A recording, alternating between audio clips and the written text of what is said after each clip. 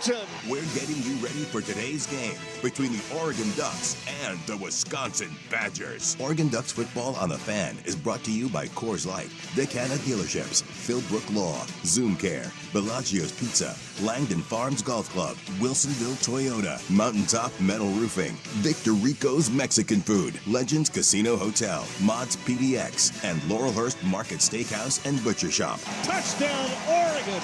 Now here's your hosts, Andy Johnson, Dusty Hara, and Oregon Hall of Famer, Anthony Newman, on the Fan Sports Network, 105.1, 1080, and the Odyssey app. Hey, what's happening, everybody? Happy Oregon Ducks game day to you live down at Autzen Stadium, Oregon, Wisconsin, kicking off at 4 o'clock right here on the home of the Oregon Ducks, 105.1 FM. The Fan, Andy Dirt Johnson, Anthony Newman, Dusty Hara, hanging out with you from a beautiful, just gorgeous day. I gave him for a heartache. Football. Heart attack, didn't I? You did. Anthony comes rolling up. So funny, Anthony. Dusty's on the phone. Where you at, man? Oh, I'm about an hour out. We hear his voice around the corner.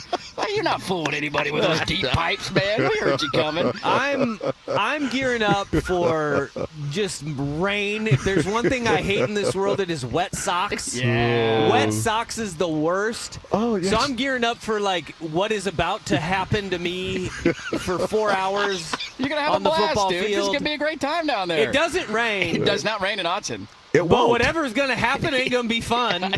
I just might end up wet. It's not going to rain, but you just might be wet. And then Anthony tries to give me a heart attack.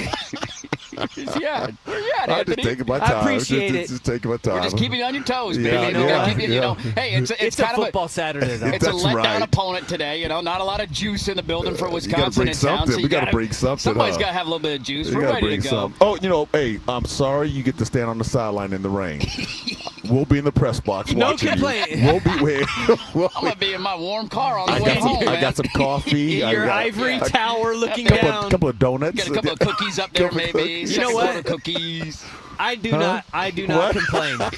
I got no complaints. Okay. I got okay. no complaints. All It's going to be a right. fun one today. I will complain when my socks are wet after the game, Yes. but no, I will not complain during. That's like I playing guess 36 this is one of the abandoned. good times where I'm glad I'm back here by myself. Yes, yeah, Russ, enjoy it. It's going to be a little nasty down here today. There is an occasional break of sun, so when you get it, you enjoy it. It's not raining currently, but been raining pretty hard all morning long, and it probably will for the game. So buckle up if you're on your way down. Hopefully, unlike me, you remembered a rain jacket, and I had to go buy one when I got here. But at least it gave me an opportunity to get a tie-dye T-shirt. Hey! So I got a that's tie-dye right. T-shirt out of the deal for the Grateful Dead. Oh. So it's a win-win situation. Okay, We got okay. we got the Grateful Dead game in town in Autzen. Except for your bank account. Yes, other than that, everything's doing really good right now.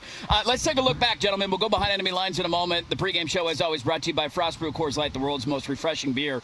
Put a ball in last week. I mean, you're going 3,000 miles away off a tough emotional loss. I think the question was just, are you going to have the juice, or are you going to let Indiana beat you twice? You fumble on the opening drive. It's like, uh-oh, what's going on here?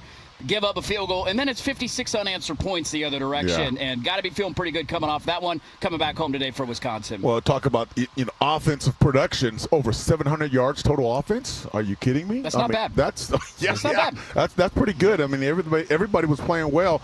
It was a team victory. You looked at offense, you look at defense, you look at special teams. They all played well, and you want that coming off a game that you lost. Coming off a game that you should have won. Or you would have been in the game if you would have, not made those mistakes. But again, it's the season's still long. There's a lot of football left. So no matter what happens, you always have to move on. It's moving on to the next play. It's moving on to the next game, your next opponent. I don't care who they are. We just got to get after them. And Oregon got after them, no doubt. I thought everybody's talking about the offensive performance, and it was. I mean, when you put up 750 yards, when you run the ball for 415 yards, They had right? four guys that average over 11 yards a carry in that game. I mean, and now Oregon is I don't know if anybody's seen this, number one in the country average yards per That's carry. right. Yeah. That's right. I mean, and that is obviously inflated by that game, but that is a body of work where they've run the ball really well. Yep. As impressive as they were offensively and just staying on task, putting up points in numbers, I thought it was more impressive what they did defensively. Yeah. Because The defense for Rutgers is bottom of the barrel in the Big Ten. They were dead last in the Big Ten. And the offense looked like one of the best offenses in the country, which we know that Oregon's offense is one of the best in the country, operating as such. The defense was going up against a very good Rutgers offense, a offense that throws the ball, and they were averaging over 300 yards per game through the air before that game. They hold them to 79 yards passing. And Rutgers, to say how good Rutgers is throwing the ball, they're still fourth in the Big Ten in yards per game throwing the ball, and they put up 79 yards. Yeah. I thought after they fumbled the opening drive, the defense, the way they operated on that drive, I said this is going to be a blowout because they tried to throw a jump ball, which is in their identity, Rutgers, because they have 6'6" and 6'4" wide receivers on the outside. They tried to throw a jump ball. Nope, Finney's in the great position. Then they go, you know what? Indiana picked on Ife Obadegu with those 10-yard outs. We're going to throw one of those. Nope. Not there. Then they say, okay, we'll go back to the jump ball. Nope, not there. They settle for 3 points, and the only 3 points that they got until garbage time. Until the very end of the game. And it's funny because you cap that win off. It's a great point on Rutgers' offense. Callie McManus, who had a bunch of good games against Big Ten teams. They didn't have any wins, but offensively, they were moving the ball. In the game, he was 8 of 25 for 79 yards and 2 interceptions. They just completely dominated that football game, and then the offense did what I think we all thought they would, considering how bad Rutgers' defense was. Today, the opponent, and we'll find out a little bit more about them from Luke Fickell here in a second, is almost the inverse of that. Flip the script. They're not terrible defensively. They're passable. The numbers aren't bad when you look at them on the year. The side of the ball that they are just horrendous on is offense. Wisconsin's in the last 2 weeks has not scored a point. They've scored 10 points in the last 3 weeks. We've been going through some of their offensive numbers. This feels like the kind of game where Oregon's defense coming in feeling confident, doing that against Rutgers. They played at a high level all season long. In these conditions on top of it, this is a day. I'd imagine if you're on Oregon's defense, you're coming in just licking your chops. I guess the question is, what happened to Wisconsin? Because last year that was a game, right? Was, They weren't great, but they got Oregon. I mean, they weren't great, but still, I mean, when you look at Wisconsin, you're thinking Rose Bowl. You're thinking they can run the football. They got guys playing in the NFL. They got a good receiver, good quarterback, a solid defense. Their offense is doo-doo. I'm serious. Might be the worst in the country. I mean, it's that bad. It's really bad. And, so you have to understand this. Thank you. You have to understand, okay, what are the coaches doing with this offense? What can they do to make it simple so these guys can play fast? The problem is they don't have any good players. Yeah. I don't say good players. I'm talking about players that can compete against other teams that are just whooping their tail. Yeah. They're outmatched. There's no game changers on this offense that you can lean on. So no matter what you do with your strategy, you're outmatched. Those guys, the team that you're playing against, bigger, faster, stronger. Yeah. Period. That goes back to something that it's ridiculous that it comes up every week, but it obviously does because of the NIL that Oregon does have.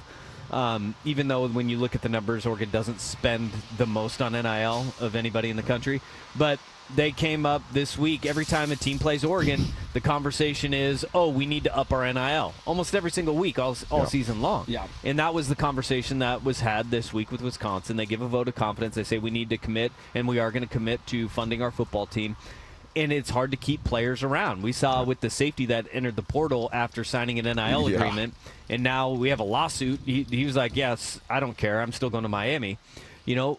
Those are the situations that they find themselves in, is that the NIL is a real thing. Yes, it is. But so is yes, culture. That also keeps guys around. And the culture with Wisconsin is defensive-minded. Luke Fickell is their head coach. That's the way that they operate. Yes. And you see the offense has taken a drastic step back. Yeah.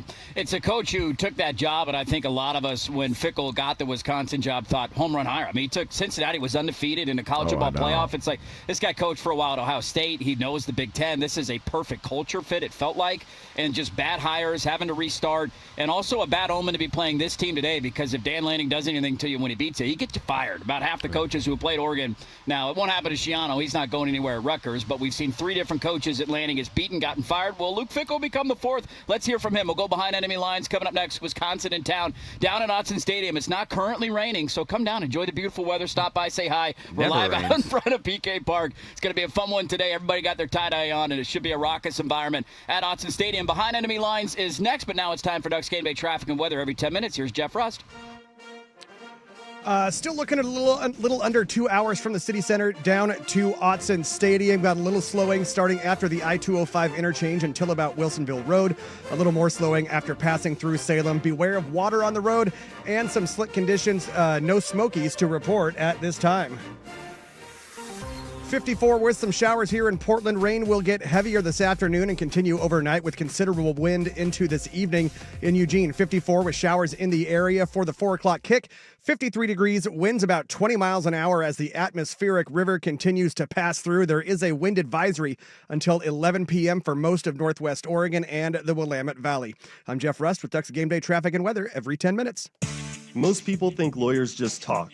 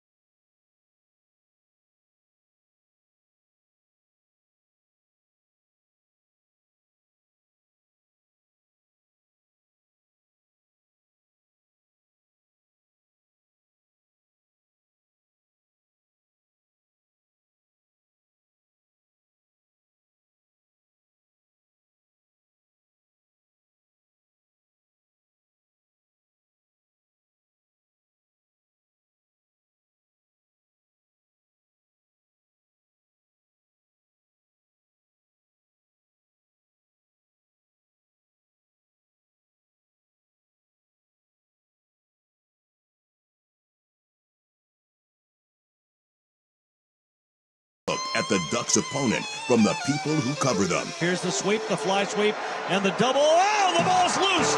Oregon might have a chance and will get on it back at the 23-yard line. Coors Light presents Ducks Game Day on the Fan Sports Network, 105.1, 1080, and the Odyssey app. We'll start breaking down this game here in a little bit. Live back down at Autzen Stadium. Andy Johnson, Anthony Newman, Dusty Hara hanging out with you all the way until 2 o'clock, and then we'll send it up into the booth. Kickoff at 4 between Oregon and Wisconsin. The Badgers in town today, and boy, are they struggling this year. And have they struggled ever since they hired Luke Fickell, and he got a vote of confidence from their athletic director this week saying we're not going to make a change. Dusty talked about it in the last segment, said they're going to reinvest, and that's been the approach. I don't think any fan in Madison, Wisconsin is happy about that. One of the best venues, and you were there last year, Dusty, the Jump Around. It's an iconic venue in college football, and a lot of their home games this year have been sparse or empty going into the second half. Luke Fickell was asked this week if he's been told he'll be back next year. Here's what he said. No, I don't think any of us have a crystal ball. I've never asked the question. It's not something that I can dwell upon. It's not something that I can't tell you that it's not something that you don't think about. I'm not saying it's something when you go home, your wife doesn't look at you, but it doesn't do us any good. Right? It doesn't. It's not going to change the fact that we got to practice tomorrow. It's not going to change the fact of anything on Saturday. I guess you just let everybody else kind of deal with those things. But I have not been told. I'm not worried about that. I mean, I understand. If we don't meet expectations and we don't do the things we need to do, anything can happen. And Barry Alvarez was on an ESPN Madison show this week. He's just still hovering around the program, much to the chagrin of basically everybody who's coached there over the last 15 years, essentially calling out fans of Wisconsin, saying, oh, you're too, reactionary, and you just want to fire everybody. What are we going to do? Go start all over? And look, coming into the year, I think we all circled Wisconsin of, ooh, good luck, because you have one of the hardest schedules in the country. But I don't think any of us had, chartered in blowout losses at home to Maryland on the schedule. So it's one thing to say, hey, you lost to Alabama Alabama, you lost to Michigan, you lost to Ohio State, you lose potentially today to Oregon. It's another thing to be losing the other games that they are, like Maryland. And I don't know if there's a win left on their schedule. After today, they got Washington at home, at Indiana, at home against Illinois, and at Minnesota. I mean, this legitimately might be a 2-10 team on the season. A head-scratcher reminds me kind of Scott Frost when he went back to Nebraska. You're like, that's a good hire. That's going to work out. And just for whatever reason it didn't. What's the attention for Oregon today, and how hard is it, Anthony, when you're going against a team, like you're putting on film, you're showing this offensive film to the defense, like, they got brains. They know who they're playing today. You got to play to your standard today because it's hard to get up when that opponent is playing that bad. Well, yeah, I think this is up to the coaches to get the kids ready to play because the coaches are telling them this is a faceless opponent. Who said that? Chip Kelly said that all the time. It doesn't matter who we play. They could be the best team in the country. They could be the worst. We have to take care of us, and we need to make sure that we're doing what we need to do to win the football game, and I don't care who we're going against. Yeah, a lot of kids, they kind of like, this is easy. I don't have to practice as hard. A lot of that is self-motivation. Can you motivate yourself to get better? You got a team that's not very good, but can you make yourself better knowing that you're going to face tougher opponents down the road, but you got to be become better as a team and as an individual. Yeah. And that happens during practice. And if you're practicing hard and taking care of business and you're holding each other accountable, then you have a chance. It's when guys just get real laid back, and then all of a sudden other guys kind of like, well, yeah, he's laying back. I'm going to lay back too. Yeah. And so if you have some leaders, not just coaches, some leaders on the teams that, hey, guys, no, let's go. I don't care who we're playing. Let's get this thing going. Then you shouldn't have a problem. Yeah. Accountability is the number one factor in a successful team. And this Wisconsin team, you read that schedule after, and we're sitting there going, they could go 0-for in conference play.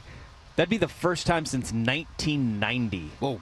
And only the second time since 1968. Wow. Think of that they would go winless in Big Ten play.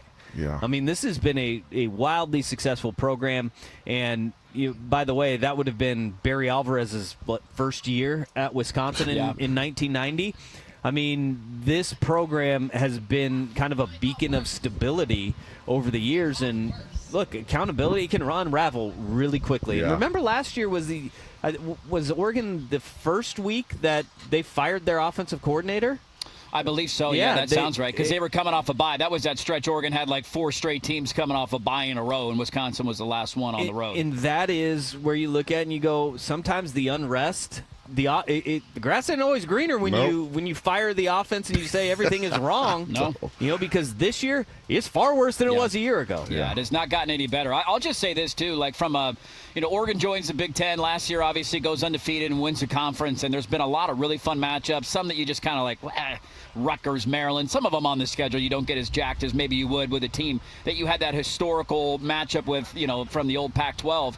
When Oregon joined this conference, Wisconsin was one of the teams I think all of us circled of like, man, that's going to be a fun game every once in a while. Yeah. Because you mentioned it earlier, Anthony, like when we think of Wisconsin out here, we think of multiple Rose Bowls. Played them in 2011 in the Rose Bowl, one of the all-time great games. Chip jumping up and down on the sideline. Yeah. The 2019 game, we were all down there. Brady Breeze returning the muff punt and Herbert running in touchdowns. Like there are some great matchups over the years between these two teams. And so I think it's almost a symbolism of the rest of the conference where right now you appear to have 3 teams that have separated themselves with Ohio State, Indiana, and Oregon.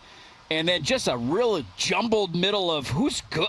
Is USC good? Is Nebraska good? Is Washington good? Is Michigan has had some rough losses. There's just kind of an ugly jumbled middle. And then a Wisconsin team that you thought maybe you could write it in Sharpie and be, hey, they're one of those 8-4, 9-3 teams every year. They'll make some noise. They'll beat some people. They've just fallen off a cliff. And so it's a problem right now in the conference, I think, where they need to find that middle pack that can rise up a little bit and become a perennial top 25 team again. And Wisconsin seems a long ways away from that.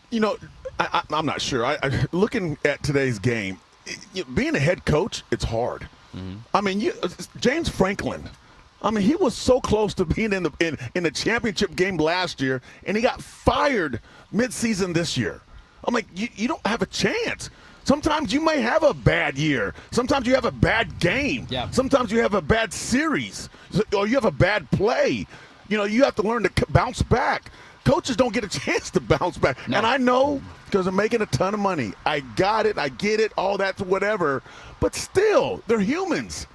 people make mistakes. You got to, if you can bounce back, and James Franklin to me is the worst. I mean, I just that bothers me. And now you're talking about all these other coaches. I mean, how many coaches got fired this year mid-season? A lot. It's a handful of them. Yeah. Hugh Freeze, they were losing at halftime to Arkansas. If they lose that game, the Auburn job's going to open up too. He's going to get turned. My 8-year-old son said this. He's like, Dad, what's the record for most coaches fired? I was like, I don't know. Whatever it is this year. We're getting there. We're getting there. I don't want to be a head coach at the college. Oh, my Lord. At least in the Power 4, that's the world we live in now. It is. And it's not, whether it's fair or not, it's not. But this is the world that we live in where it's adapt or die. And you're seeing the great coaches are adapting to the times, and they're adapting to the way that the world of college football works, which a lot of people are still trying to figure out. Hell, the NCAA is trying to figure it out.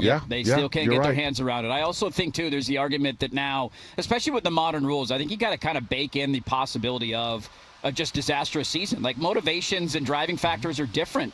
Wisconsin's big issue is they can't recruit at the high school level like they thought they could. So then you lean on guys in the portal, and you bring in this collection of guys, and maybe they don't gel, or maybe I'm just here for a paycheck. Dusty, you mentioned the corner who signed the NIL deal and then bolts for Miami right away. And so now you got this kind of guys in the locker room looking around. Where am I going to go next year? Where are you going to play next year? Where are you going to transfer? Like, the incentive to work together and the culture as a team just crumbles quickly when you're this bad. And it's hard to keep that motivating factor week in and week out. And Wisconsin's got talent issues and coaching issues, but that's also a part of it for me. We'll see if Oregon can take care of business today. We'll start breaking down the game coming up next, just matchups that we're going to keep an eye on, as dare I say, a beautiful day down here at Autzen Stadium. Look, Dusty's over here complaining. Sun's shining. We got tie-dye on. It's beautiful right now. There's teddy bears running around. Probably everybody dropping acid over in the parking lot. Not We're having a great long. time down here, baby. Not for long. Come on, man. Game day. Oregon, Wisconsin coming up 4 o'clock. Let's start breaking it down. We'll do that coming up next. But now it's time for Ducks Game Day traffic and weather every 10 minutes. Here's Jeff Rust. Still a little under 2 hours from the city center down to Autzen Stadium. Got a little slowing starting after the I-205 interchange until about Wilsonville Road. A little more than as you pass through Coburg and as you hit Eugene. Beware of water on the road on your way down and slick conditions.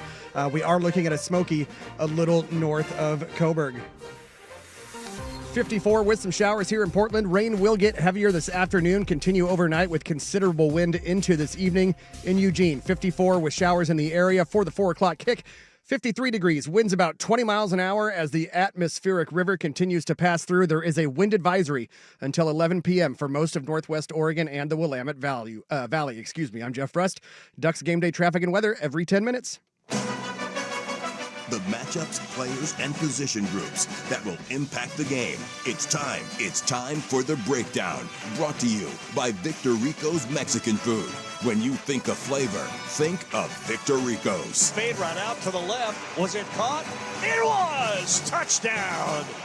Evan Stewart. Coors Light presents Ducks Game Day on the Fan Sports Network, 105.1, 1080, and the Odyssey app. All right, let's start breaking down this matchup a little bit. We will give you some score updates from around the country. A good one finishing in Norman, Oklahoma, that's coming down to the wire. And UCLA, Indiana was a game everybody thought, hey, UCLA played pretty good going into that one. Maybe there's an upset. Wrong. Not so fast, my friend. We will give you some looking around what's happening in the Big Ten, not only right now, but also later today. It's a fun college football slate throughout the afternoon. Washington and Illinois, I believe, just about to kick off up in Seattle. When we start looking at this matchup offensively, Dusty, we'll start with you. Wisconsin's defense is not terrible. We mentioned it earlier. Rutgers last week was pretty good offense, horrendous defense. This week, it's the inverse of that, and so Wisconsin can present some challenges. It's not, they played Ohio State last week, one like they lost 74-0. I mean, they gave up a lot of points, but wasn't that ugly. What's the game plan going in offensively, especially considering we don't know what the weather's going to look like, and Dan Lanning was out with a super soaker at practice this week. RTDB, run the damn ball. That's what it is, man. That's what it comes down to. And look, I think the rain, we are in this great state of Oregon where it rains. You got to learn how to live with it, and you got to learn how to play in it. Yes. And that means you have to have the ability to run and throw the football in the rain.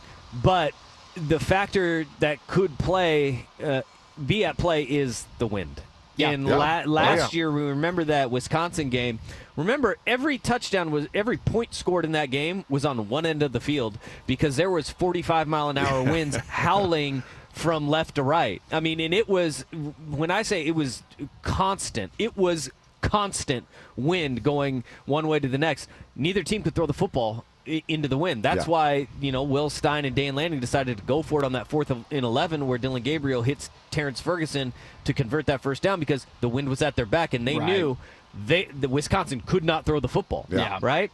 The wind, if it is howling like they're saying it could be, gusts up to 30, 40 miles an hour during the game and constant 20 miles, that will play more of a factor than the rain will today. For sure. We saw that at the Northwestern game. The pick that Dante threw up the middle of the field, the wind knocked it down and it was picked off. Hung up in the air. But with that, you can use the screen game to keep Wisconsin honest as an extension of your run game, which they are dynamic in the screen game, but it really comes down to just run the ball. Yeah.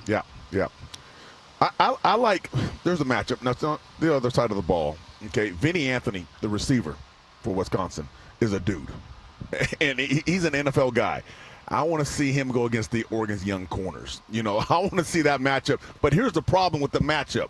Okay, we might not see it because Wisconsin doesn't have an offensive line to protect the very young quarterback. Okay, they can't run the football. Right. So I don't think Vinny Anthony will ever get the ball. I don't think he's going to touch the ball. And then you just talked about the wind. It's going to get windy, so you can't throw the football. So that's a matchup that I wanted to watch, but I don't think it's going to happen. I've been waiting. I've been waiting all week to get your opinion on one factor, though, in this. What's that? We saw 0 press coverage against Indiana. We saw against Rutgers exclusively press coverage by the young corners. Yeah, and they were up in the grill of the wide receivers, and they were in their face, and I thought they did a phenomenal job of that. And I think that is an element to this defense that can unlock a lot for them. Hey, look. You have to press receivers. You have to get in their grill because when you don't, it's like 7-on-7. It's time routes. The quarterback has time looking around. When you have press coverage, there's no open windows. You have a receiver standing next to a DB.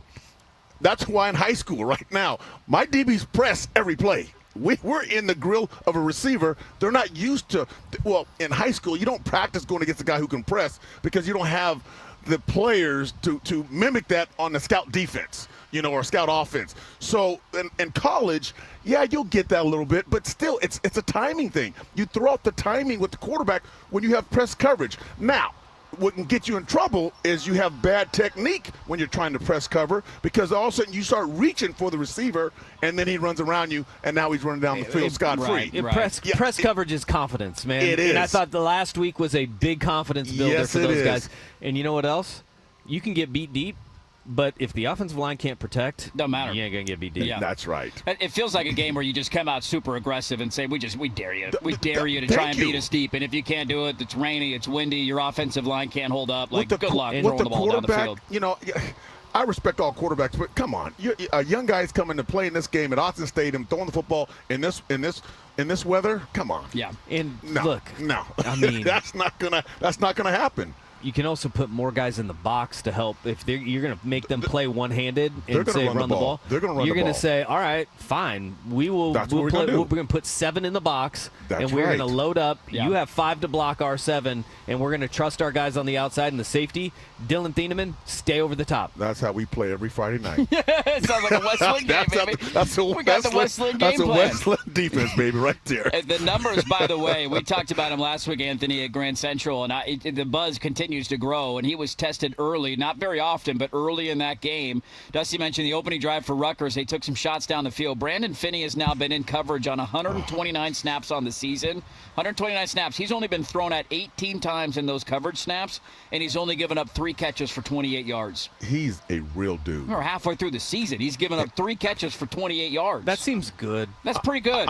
He's a true freshman. That play he made on that third down deep ball on the opening drive for Rutgers where it was a little bit underthrown. He had to kind of come back and knock it. Guy had a chance to come back and make a play. Impressive stuff, man. He's unreal. Our tent's about to blow. Hold on. That's that wind. That's that wind we were talking about. That's the weights. Good luck throwing the ball today. You can't throw the ball. You ain't throwing this. No. Back to Dusty's point. Run the damn ball today. It's a little wet down here. Let's continue our breakdown. Brought to you by Victory. Ricos as we're looking at Oregon and Wisconsin. We're live down at Autzen Stadium. The sun's out, but the wind's blowing. It's pretty nasty today. Hopefully the house will be packed. Everybody's got their tie-dye on. We'll continue the breakdown brought to you by Victor Ricos next on 105.1 FM The Fan. Portland, get ready for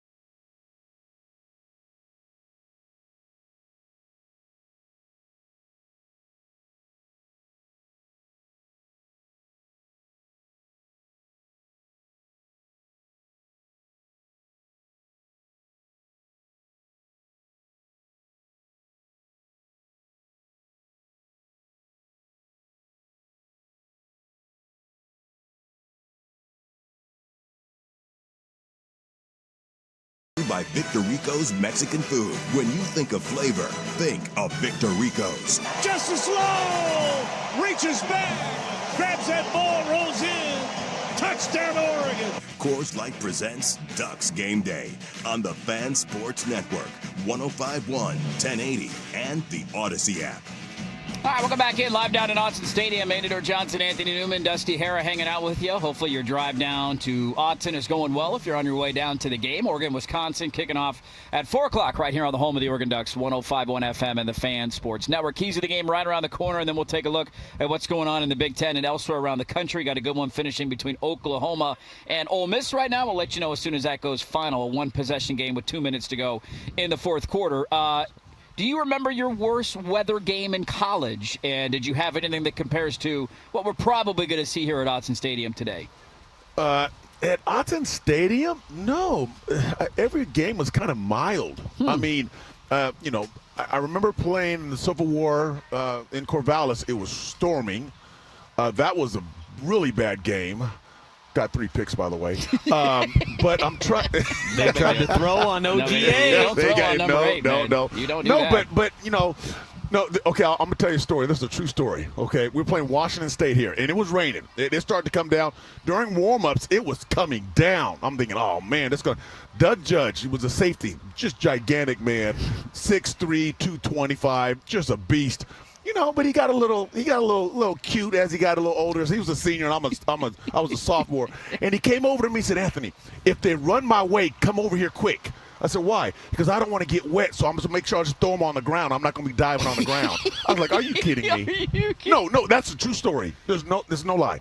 I'm thinking, and plus we had bad turf, so it was just, if you hit the ground, it hurt. It hurt, and you get soaking wet. But he told me to come over and help him make tackles because he wasn't getting on the ground. I'm not doing that, I'm like, man. oh, okay, if everybody knew what was going on now, I'm like, this is crazy. What was your record your sophomore year? I don't know. No, we're 500. I've always been 500. Yeah. So we're 5 and 6.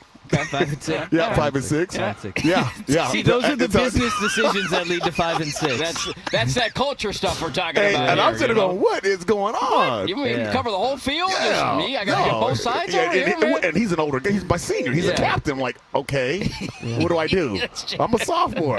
My second year play. It's like, well, okay. Okay, I guess. As we break this one down, I mean, one of the things that you got to try and find positive things, and credit to Lanning for kind of twisting himself into a pretzel this week, trying to find things on Wisconsin they're going to have to game plan for. One of the things you mentioned earlier, Dusty, I think that he mentioned as well this week is if you are looking for a good thing on Wisconsin's team, it is their special teams. They returned to kickoff against Alabama. That's an area where you do have to circle and say, don't let anything bad happen here, because I don't know if they have a chance to score in this game, but special teams might find an impact. Look, special teams they are elite in special teams, but defensively they are better than what their record indicates or what the numbers indicate, because you know how this goes, where when your offense is, to quote the great Anthony Newman, doo-doo, when your offense is doo-doo, you start pressing on the defensive side of the ball. Yes, and that's you not do. press coverage. It's blowing assignments, That's trying to make right. the hero Yes, plays. yes. And that is, it's not something that you can really coach out of anybody, because it's Right. human nature. Yes, correct, And you're just correct. sitting there going, if the offense isn't going to make the plays, we've got to do it. That's right. And that's how right. yards get racked up against you. Their defense is better than what the numbers would indicate. Yeah. It's also a situation where maybe in the first half they're holding up, and then you just wear down because you're on the field the entire time. Yep. Because your offense isn't helping you out in extending drives. 3 and outs don't help your defense. All right, let's No, get up and yeah. go back out, boys. Let's go try and get another stop. The And breakdown. turnovers. Turnovers are huge today. Turnovers are going to be huge today, especially considering the weather. Breakdown brought to you by Victoricos. They break down your game day meals with catering and the ease of the Victoricos app. When you think of flavor, think of Victoricos. Speaking of turnovers, will that be a key to the game? We'll dive into those coming up next. But now it's time for Ducks Game Day traffic and weather every 10 minutes. Here's Jeff Rust. We are still looking about just a little under 2 hours from the city center to Autzen Stadium. Got a little slowing starting after the I-205 interchange until about Wilsonville Road. A little more as you hit Eugene. Beware of water and on the road and slick conditions. Maybe looking at a smoky a little north of Coburg. 54 with some showers here in Portland. Rain will get heavier this afternoon, continue overnight with considerable wind into this evening in Eugene. 55 with showers. As for the 4 o'clock kick, 53 degrees. Winds about 20 miles an hour as the atmospheric river continues to pass through. There is a wind advisory until 11 p.m. for most of Northwest Oregon and the Willamette Valley. I'm Jeff Rust with Ducks Game Day traffic and weather every 10 minutes. Bellagio's Pizza, a Northwest favorite.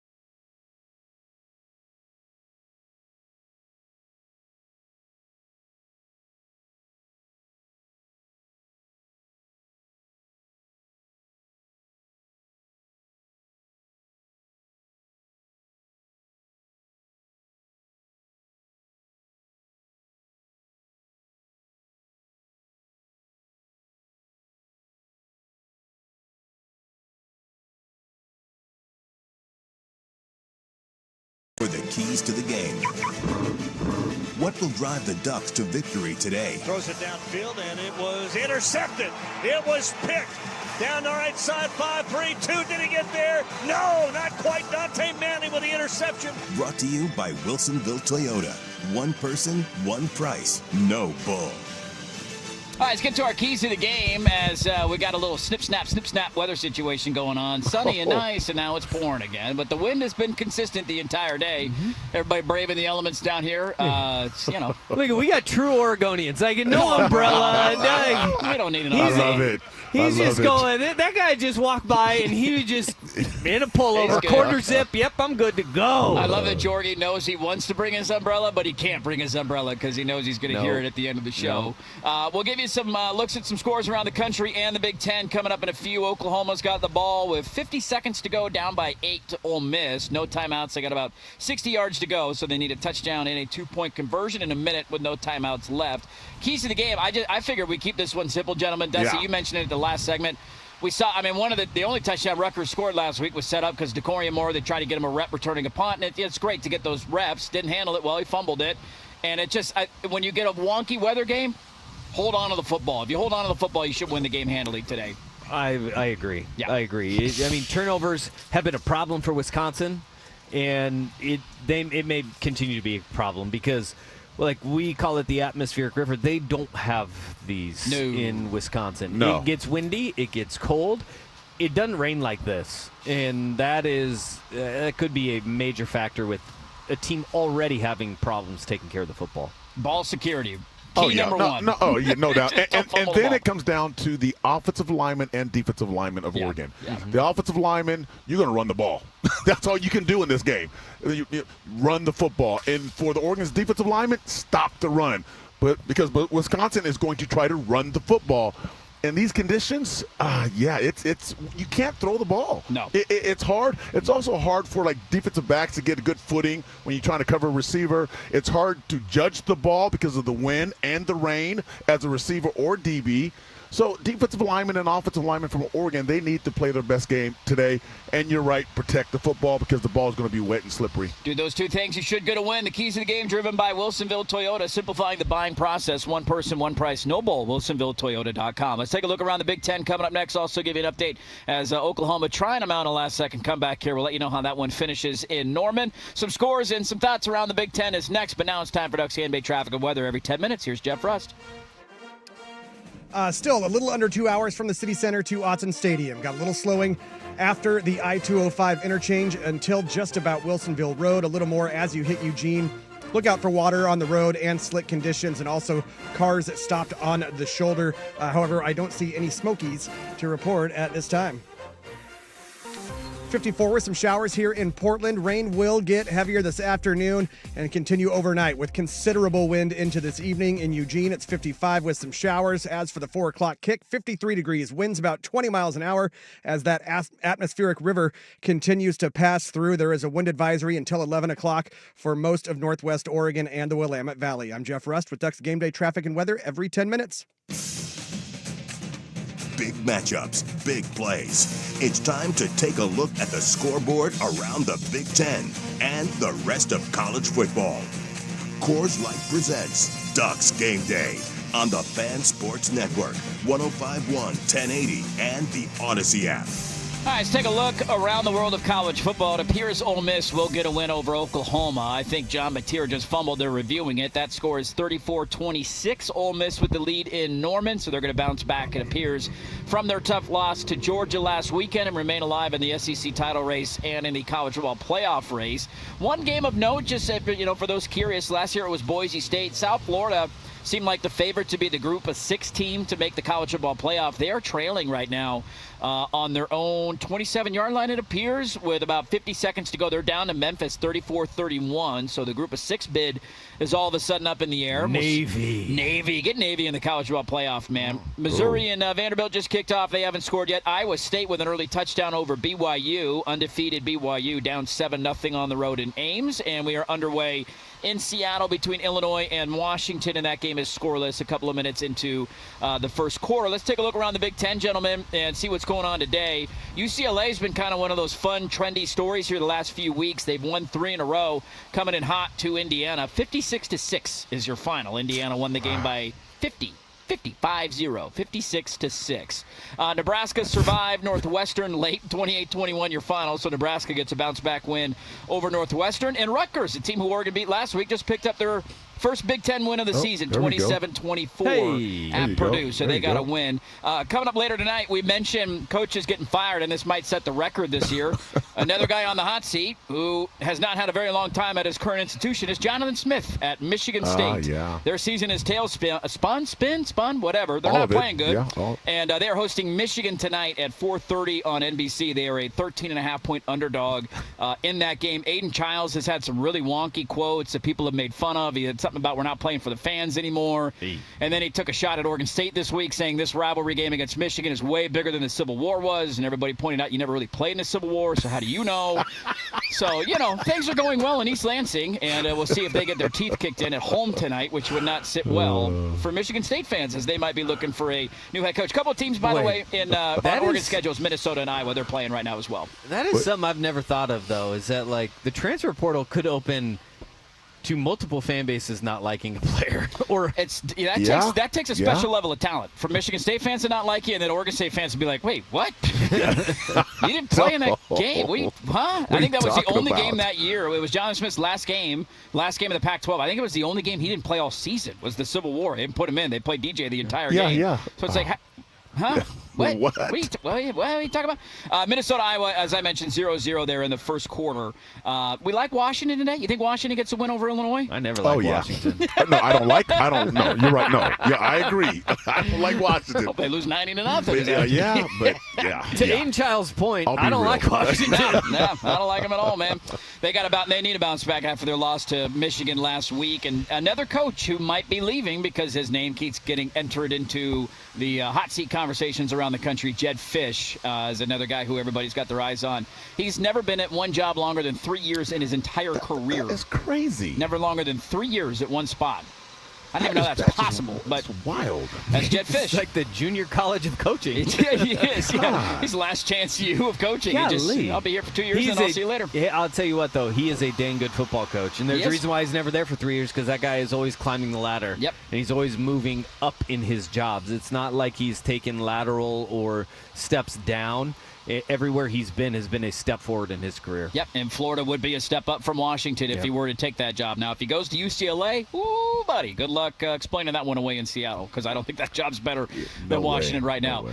So there's a look around the Big Ten. A couple of games in action. We'll keep you up to date on what's going on in that Washington and Illinois game. The Ole Miss game has gone final. Ole Miss beats Oklahoma 34-26, a tough one at home for Brent Venables. Let's hear from the head coach of the Oregon Ducks, Dan Lanning. He joins Isaac and Suk every Thursday at 4 o'clock. What did he have to say this week off of the win over Rutgers and the matchup today in the rain? Hear from the head coach of the Ducks. That's coming up next, live down in Autzen Stadium on 105.1 FM, The Fan. There are only about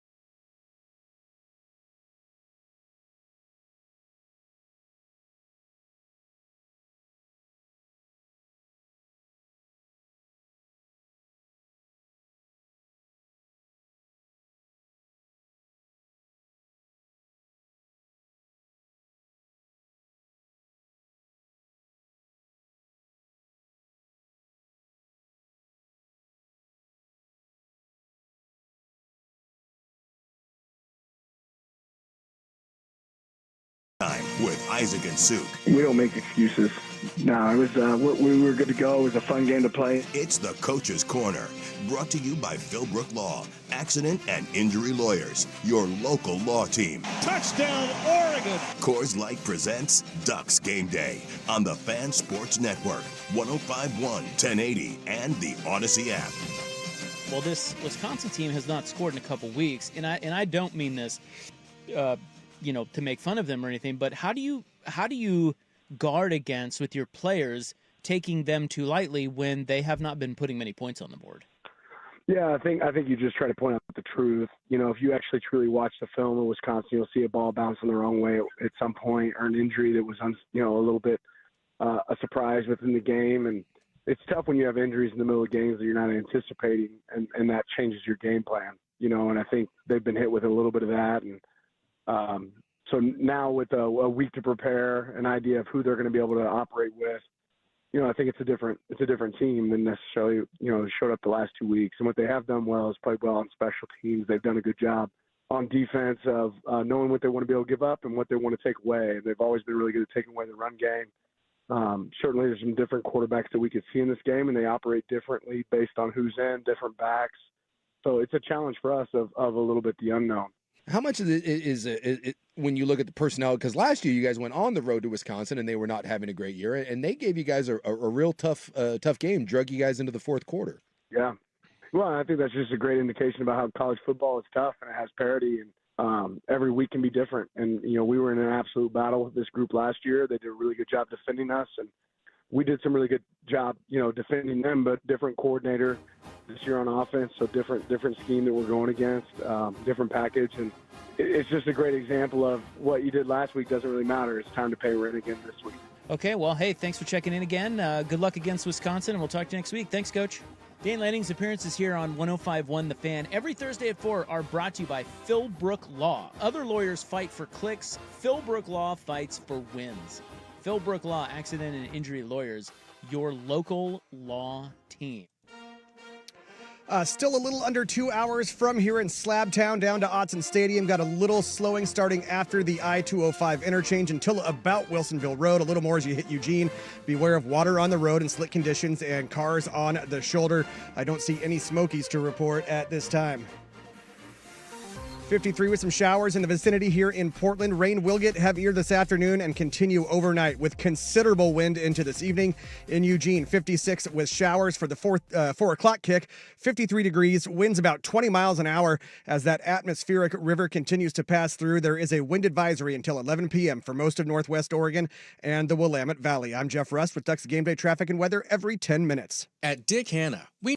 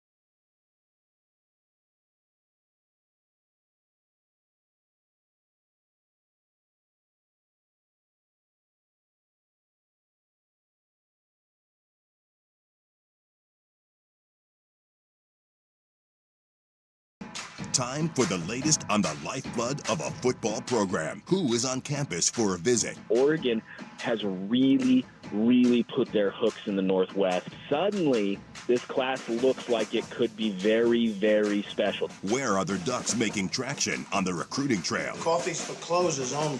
It's the Recruiting Report with Andrew Nimick. Coors Light presents Ducks Game Day on the Fan Sports Network, 105.1, 1080, and the Odyssey app. All right, let's talk some recruiting with our recruiting insider, Andrew Nimick, at Andrew Nimick on Twitter is where you can go give him a follow. You can hear him every Thursday, 7 to 8 p.m. right here on the Fan, 105.1 FM, The Fan. And also check out his West Coast Bias podcast that he does with Suk, and they talk all things West Coast College and NFL, including the Oregon Ducks who are playing today. Nimick, we got a nasty weather day. I'm curious, am I reaching here? Is there any impact in recruiting when it comes to nasty weather for an official visit? Again, I think all this stuff is like the 5%, right? Like, getting the kid on campus is more important. If they have a good time after the game, I imagine they'll be hanging out indoors, so it's not going to matter a ton. It's always nice to have a 70-degree day. Like, where would you rather be outside? Would you rather be in Miami or would you rather be in Eugene today? But at the same time, if you want to go to Oregon, you're going to go to Oregon. Look at Raymond Hodge.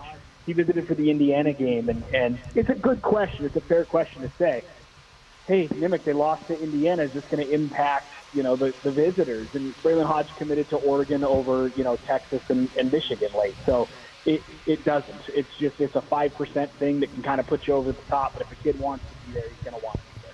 Yeah, you mentioned the Hodgkin. I saw you tweeting about him this week, and we obviously mentioned him, following the Indiana game. And thanks, Jonathan Smith, first off, the gift that keeps on giving. What does his profile look like, and is it a positional need for them in this recruiting class?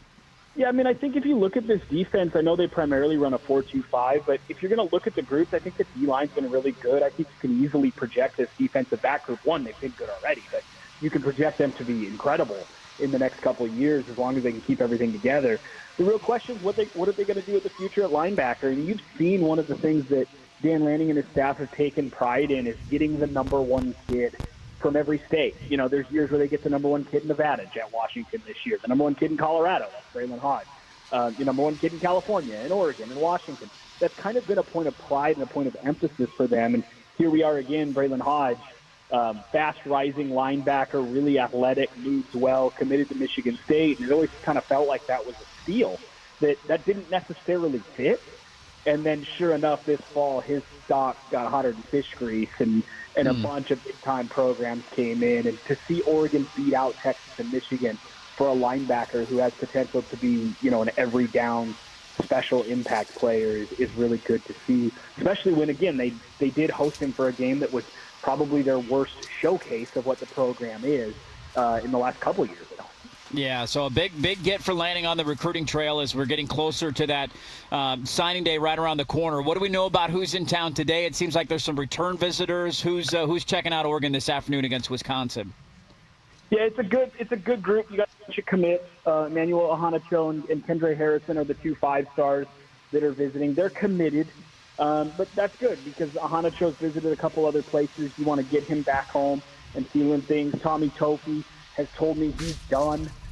He was committed at one point to Cal, and I mentioned with Cal being really good and him talking about how much it meant to him to be a hometown hero. Is there any possibility? Reached out to his dad, talked to him, and he said, no, he's all set on Oregon. They are trying to flip a wide receiver, and you'll see that with Oregon here late in this recruiting class. So they're going to host committed kids and try to flip them. Milan Paris visited a couple weeks ago. They are still in the mix for Caden Dixon Wyatt. I think they're still trying with Chris Henry Jr., but that's going to be really, really tough. Chris Henry Jr. was for a long time ESPN's number one kid in the country, but Caden Dixon Wyatt seems like a real possibility. Cameron Pritchett is their only commit in 2027 so far. He's in town. Again, Oregon does this thing, and this is kind of the recurring thing of the visit list. It's a lot of stabilize who you've got because you've got the number one committed class in the country in terms of rating per commit, and then host your flip targets and your late surge guys late who have had big senior years. They just offered LaMarcus Bell, who's having a huge season in Oregon, the running back out of Lake Oswego. That's the name of the game right now, is kind of picking and choosing their spot to flip 3 or 4 kids here down the stretch. Well, whatever they're doing, it's working. Last one I got for you, Nimick, I'm just curious. I saw there was an article that was released this week that was ranking the salaries of the general managers of college football programs, and it was hilarious to see Michael Lombardi atop the list at like $1.5 million in North Carolina. That won't last very long. But Marshall Malchow has become, I think, outside of that, the highest paid GM in all of college football. Just his role and kind of what he has meant to this program, a guy that maybe a name that a ton of fans don't know about, but clearly playing a big role in terms of roster retention, evaluating talent, and bringing in some really stud recruits. Yeah, I think if you were to kind of Mount Rushmore the program right now, you'd have Dan Lanning up there, Will Stein, Tosh DePoy, and then probably Malchow, who people don't see on the sideline, right, with a headset, or he's not in the hype videos that come out, Ducks versus them or any of that stuff, but does a great job of getting everything lined up. And I think the biggest thing with any recruitment and with any recruiting, with any program in terms of recruiting, when you're recruiting at a high level, go look at Texas A&M. And if you get on the message boards, the rumors about hey, did this kid get paid? Or this 5-star was only here a year and he bounced and now he's in the NFL. And gosh, we must have done something wrong behind the scenes. You don't hear any of that with Oregon. Even Oregon State, who doesn't have a huge budget, there were rumblings about guys being verbally promised money by the coaching staff that didn't get there, that Malik Murphy got $1.5 million and that created tension in the locker room. Where is this with Oregon? You never hear it. And that means they're really well run, and a lot of that goes to Malchow and the group behind the scenes. They do a phenomenal job. Yeah, it's a growing trend to have that GM in place, and he's doing an unbelievable job, worth every penny of it. Andrew Nimick, you can hear him every Thursday, 7 to 8 p.m., right here on The Fan, and follow him on Twitter at Andrew Nimick. Check out his West Coast Bias podcast, too, with Suk talking all things West Coast college and NFL football. Thanks, as always. Enjoy the games today, and we'll chat again next weekend. Appreciate you.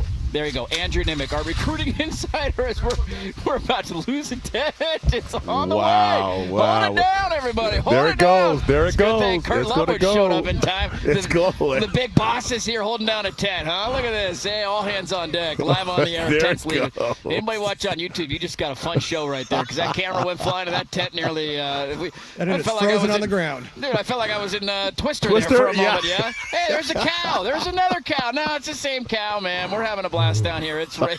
It's windy. Buckle up, everybody. It's going to be fun.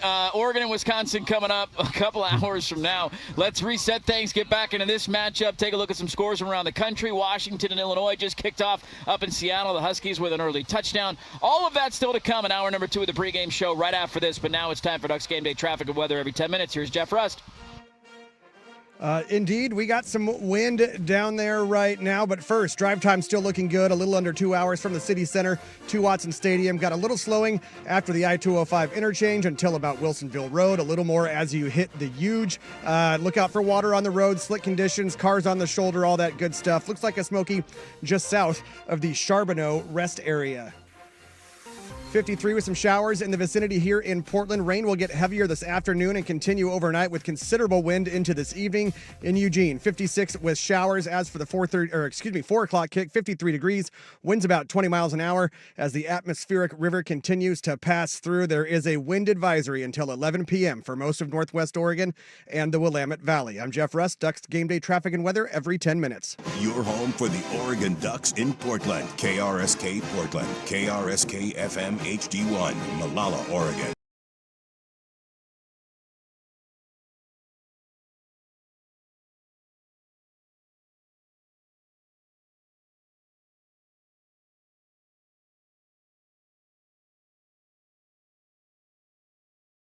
Today, we talk with our pads. And Dante back to throw off little play action. Wants to go deep. Down the middle is got it! Diving catch, Sadiq, touchdown Oregon.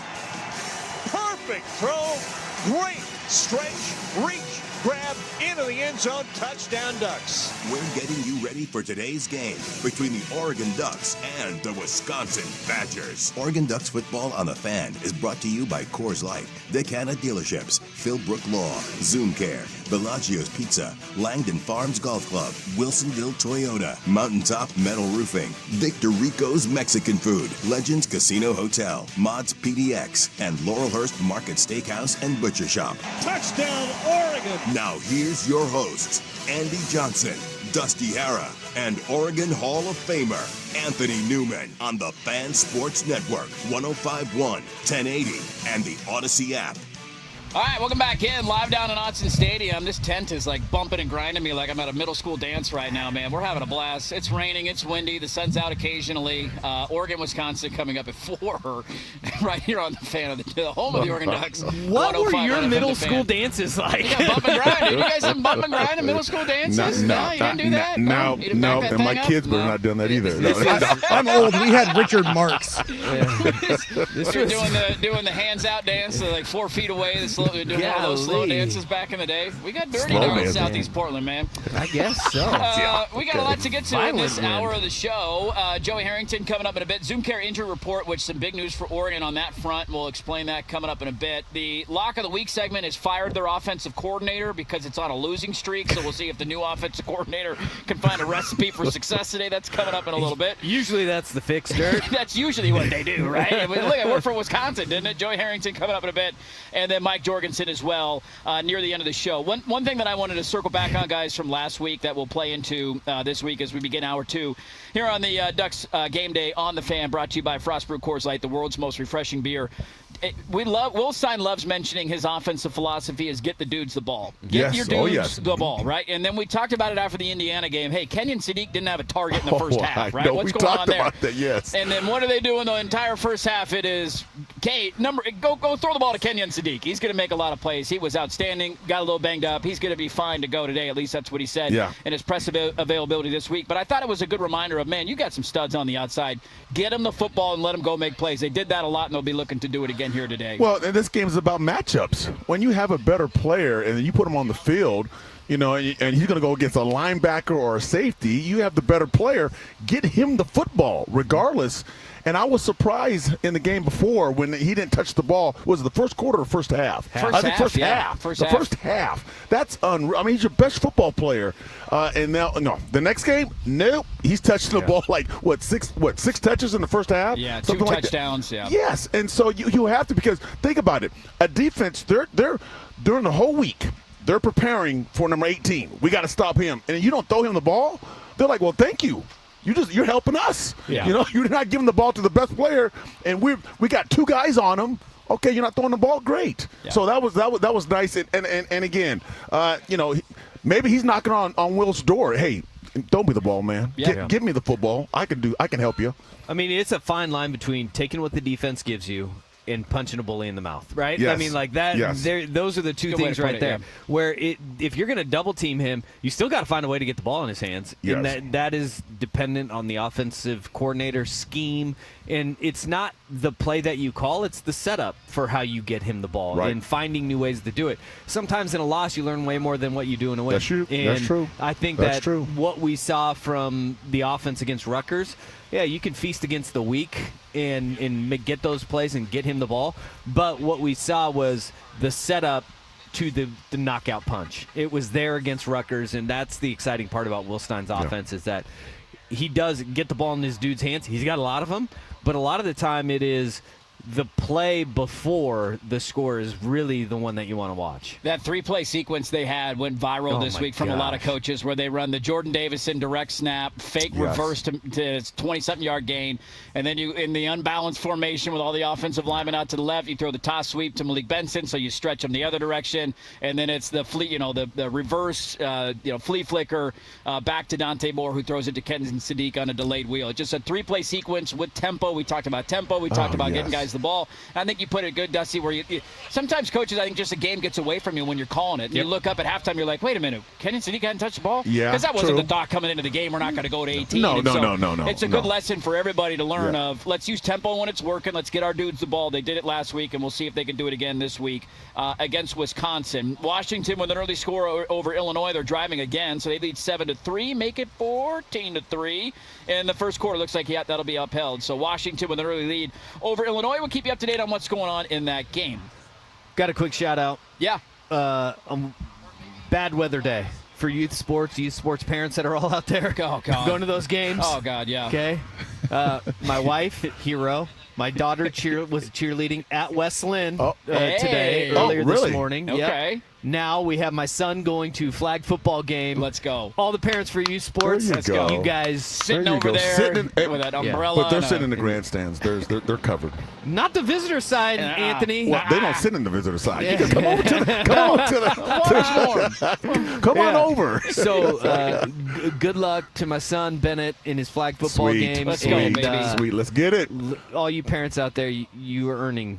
You're earning a lot. Yeah. You deserve the time to sit in front of the TV Yes, you do. and watch the Duck game today. Later on, when you get home from being soaked, sitting at the side of a field all morning, at least right. hopefully there's a dry room in your future, not too distant future. Let's take a look at the injury report. We'll get to that coming up next. We're live down at Autzen Stadium. Almost done. Quick turn and burn show for us. Only 50 minutes to go. Lots still to get to, including some big news on the injury front for Oregon. We'll talk about that coming up next, live down at Autzen on 105.1 FM The Fan. Dusty here for Mount.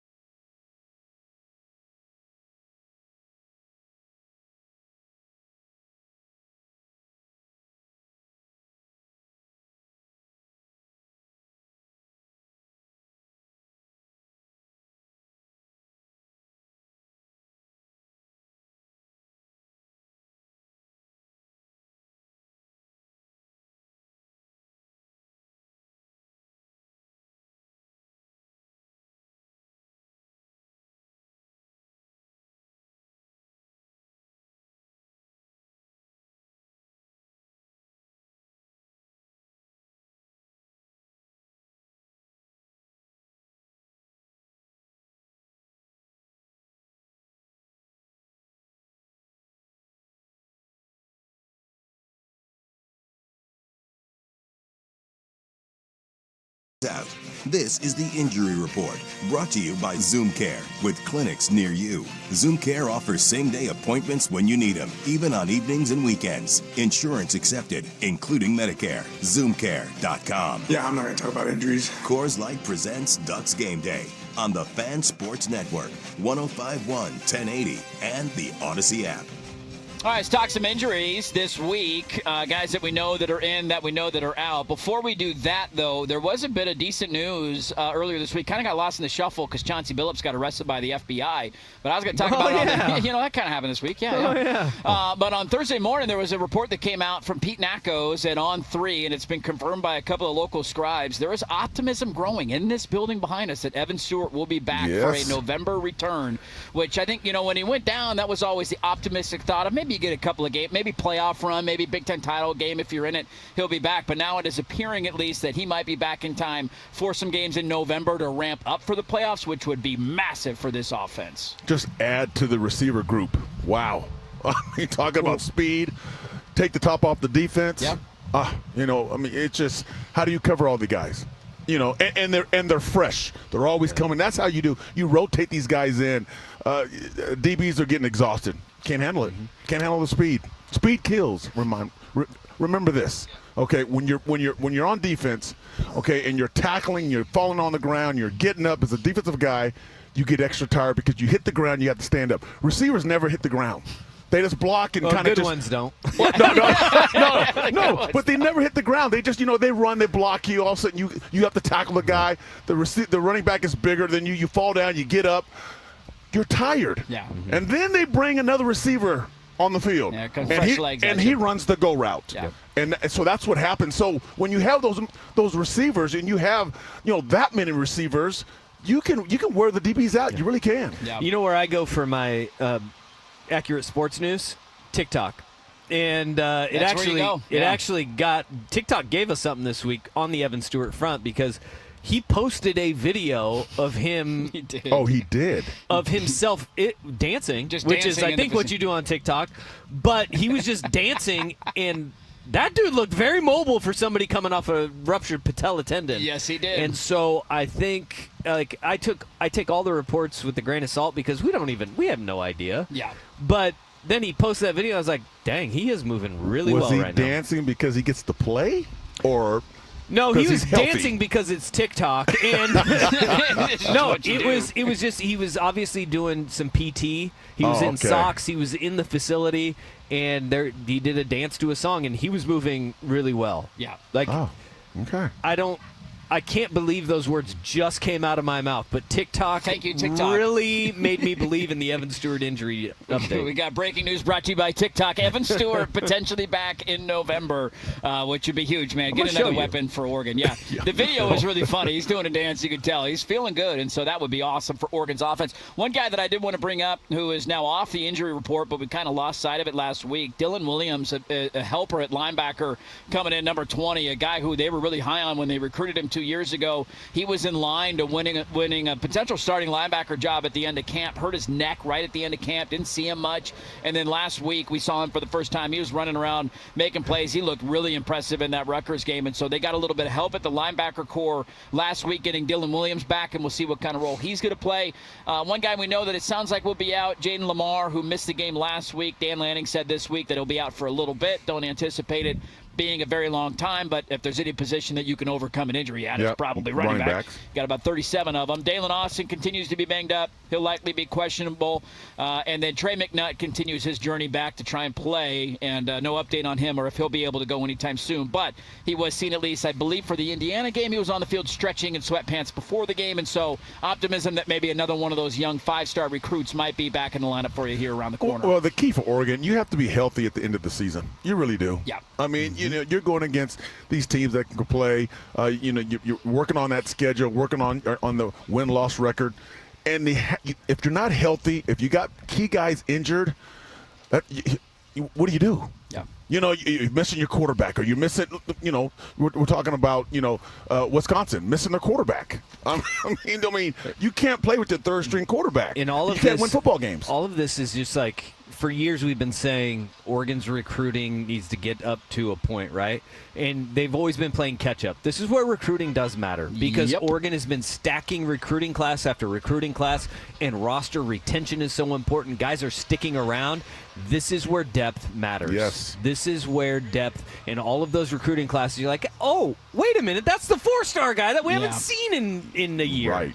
Yeah, running back all of a sudden without Lamar, you're like, hey, you'll be fine. Take your time getting back. There's no rush. Evan Stewart, wide receiver rooms look great all year. You get him back, that's great, but you're playing fine without him. And so a lot of depth on this team right now, and it's on display, and maybe some even more depth coming in the month of November if they're able to get some of these guys back in action. The injury report brought to you by Zoom Care. More than 20 neighborhood clinics in Oregon and Southwest Washington. Zoom Care offers convenient access to same-day urgent and emergency care, plus an expanded primary care team currently accepting new patients. Schedule or learn more more at zoomcare.com. The lock of the week is fired its offensive coordinator. Can the new offensive coordinator find his mojo? We'll find out. Lock of the week next on 105.1 FM The Fan. Looking for an unforgettable escape?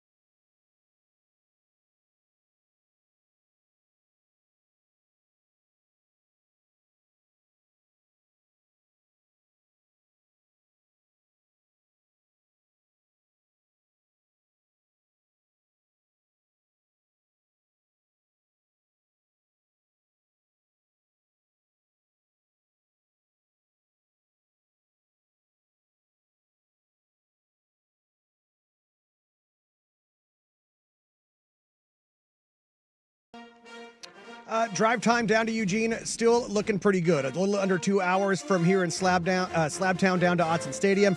Some backups starting after the I-205 interchange until about Wilsonville Road. A little bit more as you hit Eugene. Outside of that, beware of water on the road, slick conditions, cars on the shoulder, all that stuff. I don't now see any smokies to report. It's 53 with some showers in the area here in Portland. Rain will get heavier this afternoon, continue overnight with considerable wind into this evening. In Eugene, 56 with showers. As for the 4 o'clock kick, 53 degrees. Winds about 20 miles an hour as the atmospheric river continues to flow. There is a wind advisory until about 11 p.m. for most of Northwest Oregon and the Willamette Valley. I'm Jeff Rust, Ducks Game Day traffic and weather every 10 minutes. It's time for winners. The lock of the week. And here's the handoff. Whittington 10-5. Touchdown. No Whittington. Where our hosts share their picks of the week. Brought to you by Legends Casino Hotel in Toppenish, Washington. Within winning distance. Coors Light presents Ducks Game Day on the Fan Sports Network. 105.1, 1080, and the Odyssey app. All right, let's get to the lock of the week. This segment has fired its offensive coordinator on a 4-game losing streak after a wonderful 3-0 start. Don't really know where to go from here. We'll see what the new offensive coordinator can dial up. The confidence is at an all-time low, gentlemen. It's at an all-time low. I jumped off the train. Yeah. Okay. and he's got that fire the head coach sign, man. You're one of those guys calling into the radio show. Get this guy out of here. You were cocky sniffing after the Northwestern game. God, I was feeling so good. Feeling so good, You man. talked me into it. What happened here? He said, come on this train. Come on, join me. Come jump on. No. Yeah, Well, my train never got started. No, it was that state. Yeah, the train stayed in there. It was BYU. Portland State's going to cover versus BYU because I didn't believe that they could lose by that many points. They got 69, yeah. They did. Yeah, that didn't go well. They did. All right, let's see if we can all agree on this one. We're going to roll the dice. What the hell? We got nothing to lose, gentlemen. Okay, We're on a 4-game losing streak. New OC's in town. Let's hear it. Let's just chuck the ball deep, see if we can find a Hail Mary. I think LSU is in wounded animal mode. I think LSU's season is on the line. I think Brian Kelly has a chance of getting fired if they lose the next couple of weeks. They are hosting undefeated Texas A&M tonight. Night game in Baton Rouge. I'm taking LSU plus the 2.5. A&M's played some close, uncomfortable games lately. They gave up 40 to Arkansas last week, so LSU's problem's been offense. They can't move it on anybody, but I think you can move the ball on this A&M defense, and I like the home crowd being the difference maker. LSU plus 2.5 tonight. I'm not going to even stand by you. No, I'm running away from you. Just no. I hope that the new OC is renting and not buying. No. He's definitely renting. He's renting. He's in a daily Airbnb right now, okay? Okay. We'll fire him next week if we need to. Actually, no, he's buying next week, then we'll fire him the next week if we Throwing a need Hail to. Mary. The wind's blowing 60 miles an hour, going against the wind. Nope. This is when I do my best work, right when everybody counts me out. All right. Don't let me down tonight, LSU. Yeah. Don't let me down. I know. I'll get that text from at halftime from Anthony when it's Yes, you 21-0 will. A&M. Hey, what the hell was that, buddy? Lock of the week brought to you by Legends Casino Hotel in Toppenish. Legends Casino Hotel within winning distance online, legendscasino.com. Let's take a look at some scores around the country. Illinois driving on Washington as we got to hold on to our subway rail here and keep our umbrella from floating. Alabama's on the road to South Carolina. We'll let you know how that one's looking. Take a look at some of those from around the country. That is next live down at Autzen Stadium on 105.1 FM The Fan. At Wilsonville Toyota, everyone.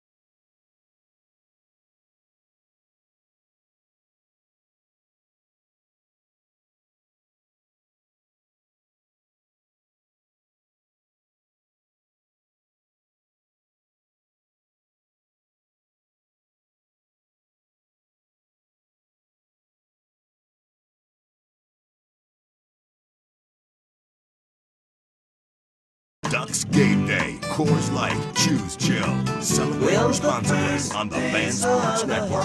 105.1, 1080, and the Odyssey app. Well, Grateful Dead playing us back in. Everybody's got their tie-dye on. Grateful Dead game today. Does Anthony Newman have any Grateful Dead on a playlist? No. No. I'll tell you what. For those watching I on don't. YouTube, I'm you sorry. saw Dirt being the whitest guy ever. He was got strong, playing man. air guitar, biting his baby. lip to the Grateful Dead right there. Somebody hand me the acid. Let's go. Let's have some fun today, baby. No, it is. I mean, look, it's a fun thing that they're doing. And today's game, more so than others that we've seen in the past, the gear that they're selling on top of all this stuff. Oh, I bet. People keep walking by, and everybody's got a hat or a shirt. It's amazing. I had to pop in and buy one. It's like a moment in time. Yeah, I wanted to you remember do. it. Yeah. I have no tie-dye in my collection. Now I got one tie-dye shirt in my collection. See, there you go. They've done a really good job with this one, and Yeah. I know fans are pretty fired up. The jerseys, it was funny to hear Lanning this week. He was asked on Monday what his thoughts were, and he said, I toned the initial one down a little bit, which Yeah. I'm sure they showed him, hey, Dan, here's an all tie-dye uniform. And he's like, are you kidding me? We ain't wearing that. Yeah. So how about we just do the numbers in tie-dye, and then we'll go from there. Put a couple of dancing bears on the back of the helmet. We'll call it good. And they ended up, those unis, some of my favorite Oregon ones, that they, in terms of like the standalone one-off game kind of one, they did an unbelievable job with those. Well, let's go back. You bought one, right? I got a shirt. I got a tie-dye so shirt, when will you wear that shirt again? Well, you're not wearing it now. I'm not wearing it now. I didn't put it on Okay, so yet. when will you wear it? That's a good question. I don't know. I think dirt grilling You in think the the grill- backyard. That's gonna okay, be okay. trigger going. Yeah. Okay. There you go. Got my friend of the Okay. devil's a friend of mine playing on the speaker. I'm not the biggest Grateful Dead guy, but I know the impact that they've had with the university over the years, and everybody's done a good job of highlighting that. And a lot of shows here in Eugene, Oregon. The culture's fit, and it is a Grateful Duck game today. And the gear is pretty nice. A couple of quick score updates for you guys before we kind of reset things and get back into some other segments. South Carolina, Alabama playing right now. That's a 7-3 game at the end of the first quarter. Alabama trying to get up for a 5th consecutive week. They got a 7-3 lead there at the end of one. South Carolina does have the ball 4th and 3 on Alabama's 29-yard line. How healthy is Sellers? Their offense has been horrendous, man. I don't even know. There was a stat floating around that I don't know if they've had a game with like 400 yards of total offense all season. It's like that bad. They haven't had one time, even against a bad opponent. They should play Rutgers. Rutgers would help you out a little bit there. Missouri Vanderbilt scoreless in the second quarter. We got a defensive slugfest going on there. There we go. So a little defense been playing in the SEC. That's in the second quarter. BYU on the ropes in the second quarter in Ames. They are down 17-7, down by 10. So BYU trying to remain undefeated. They are losing by 10. And Washington, Illinois. This could probably end up being a pretty fun game. Neither team is great defensively. Both offenses are slinging it early. Damon Williams having a bounce-back game. 14-10 is your score there. 7 minutes to go in the second quarter. So there's a look at some scores around the country. Notable finals from earlier. Indiana beat UCLA by 50. Georgia Tech remained undefeated with a win over Syracuse. You weren't joking either. Indiana did beat Literally UCLA 50. by 50. Yeah, literally. Yeah, and 50. only scored one touchdown in the fourth quarter. Only one, yeah. They are good. That was 49-6 going into the fourth quarter. Ole Miss with another nice win over Oklahoma, 34-26 there. And Memphis survived a game against South Florida. So that group of 6 spot's going to be interesting to watch the rest of the year. It was South Florida. Their only loss up to this point was on the road at Miami. And now they had a loss to Memphis, who had just lost last week, and now they're right back in the top 25 likely after that win. So we'll keep an eye on that group of 6 race and who that team might end up being. There's a look at some scores from around the country in college football. Let's hear from Joey Harrington. He joins Isaac and Suk every single Friday. What did he have to say? Is he a Grateful Dead fan? Hear from Joey Harrington coming up next. We're live down at Autzen Stadium on 105.1 FM, The Fan. Morning, Zell.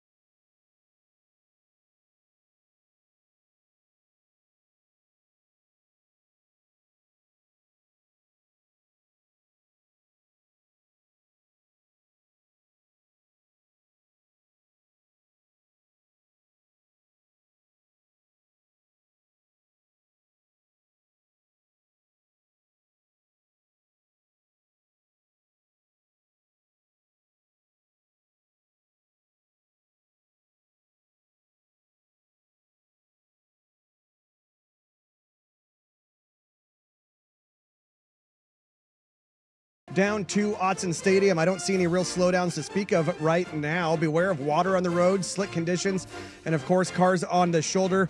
Also, no smokies to report at the moment. It is 54 with some showers in the vicinity here in Portland. Rain will get heavier this afternoon and continue overnight. Considerable wind into this evening in Eugene. 54 with showers. As for the 4 o'clock kick, 53 degrees. Winds about 20 miles an hour as the atmospheric river continues to pass through.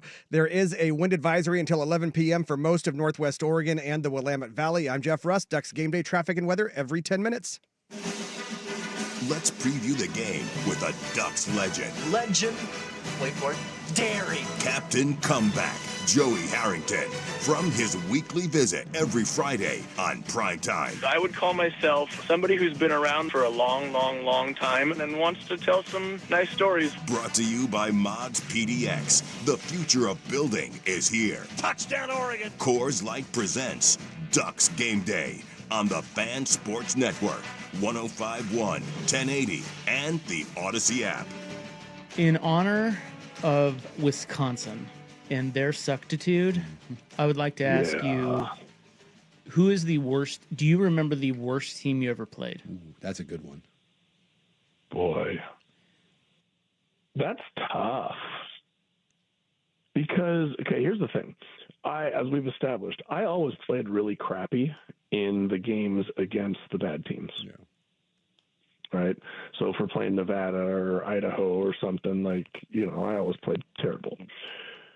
I remember you mentioned Cal. I remember going down to Cal my senior year, and I think it was like 40-0 before we could blink. Like that was I think the game that. Yeah, that's probably going to be it. That was probably the easiest game that we ever played. I don't know if they were the worst team. That would have been the 2001 Cal Bears. Maybe you can look it up on your super secret computer while we're talking here, typing in. But yeah, that was the easiest game that we ever played. You know what's funny is I think 2001. I think I played that Cal team in Cal, and I think we laid like 56 on them. I wouldn't doubt it. I think 2001 because was Scott Fujita was on that team, right? Yeah. Yeah, I think you know who else was on that team? Tosh Lapoy. Yeah, Tosh Lapoy. 1 in 10. Yeah, I think we beat the brakes off of him as well. Kyle Buller, quarterback. Yeah. When you said 2001, I was like, wait, I know that team, and they do suck. Wait, I know that year. That was me. My favorite. There's a great story on that. I was working at the Portland airport. I was home for the summer for like a month and a half, and my sister got me a job at the Portland airport, and I was driving a little golf cart. They were doing construction, and so I had to drive it in this tunnel for it was like maybe a 500-yard drive. And I just drove back and forth, people from like the parking garage construction to the thing. And this guy gets on my shuttle, and he's wearing head-to-toe Cal team sweats. And that was back when Nike made one team sweat, right? We all had the same thing. Yep. They just changed the logo on him. And I was like, I'm like, this guy, he either knows someone or he played at Cal. Yep. And so I asked him, I said, hey, man, do you play at Cal? And he immediately starts bowing up and telling me, oh, yeah, blah, blah, blah, blah, blah. And he tells me how he's the middle linebacker. And he just starts telling me how great he is.